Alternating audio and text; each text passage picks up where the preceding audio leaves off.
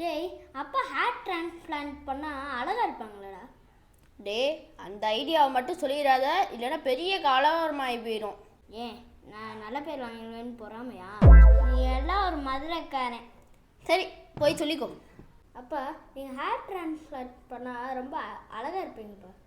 அப்படியா? Good idea. இங்கே வா சித்தார்த். ஒரு ஆம்பளை 30-35 வயசு வரைக்கும் தன்னோட தோற்றத்தை நினச்சி கவலைப்படலாம், தப்பு இல்லை. பட் இப்போ எனக்கு 38 வயசாச்சு. இப்போ என்னோடய கவலை எல்லாமே உங்கள் 2 பேர்த்தையும் நல்லா படிக்க வைக்கணும், அம்மாவை நல்லா பார்த்துக்கணும், சொந்தமாக ஒரு பெரிய வீடு கட்டணும், நம்ம அண்ணன் கேட்டரிங் டெவலப் பண்ணணும்.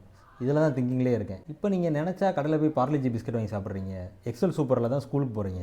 இப்படி ஒரு ஆடம்பரமான வாழ்க்கை வாழ்ந்துட்டு இருக்கும்போது ஹேர் டிரான்ஸ்பிளான்ட்டுக்காக நான் ஒரு 1.5 லட்சம் போய் செலவு பண்ணுன்னு வச்சுக்கோங்க. இன்னும் கொஞ்சம் நாளைக்கு நம்ம ரொம்ப சிக்கனமாக இருக்க வேண்டியிருக்கும். ஒரு எக்ஸாம்பிள் சொல்கிறேனே, டெய்லி காலையில் நம்ம வீட்டில் ரவா உப்புமா தான் சாப்பிட்ற மாதிரி இருக்கும். சரி, நீ ரொம்ப ஆசைப்படுற. இருங்க. டேய் அக்ஷத்து, இங்கே வேகமாக வாடா. டேய், ஓடி போய் 2000 ரூபாய்க்கு சூடு வாங்கிட்டு வாடா.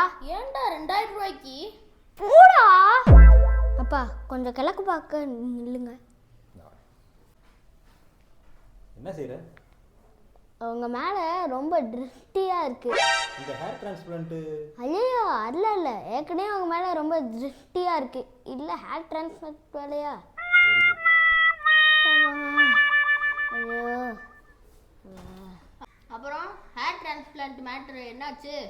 டேய், நல்ல வேலைடா, 1 வருஷமாக உப்புமா தான் தின்றுப்பேன்.